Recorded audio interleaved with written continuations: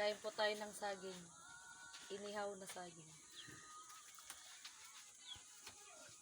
Masarap po ito, manamis-namis. Bloopers! Isa pa.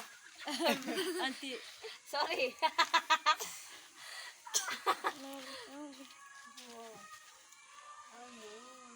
Masarap po ito eh.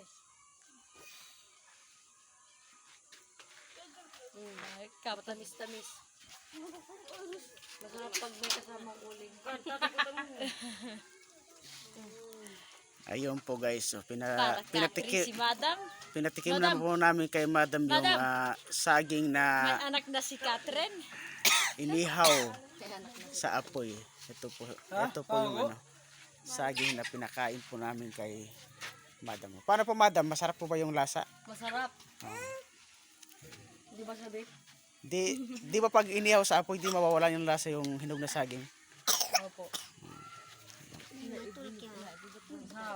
Kaya iyon po guys, pag inihaw po sa apoy, ang saging ay di mawawala ng lasa. Pag inilaga mo, nawawala ng lasa ang saging.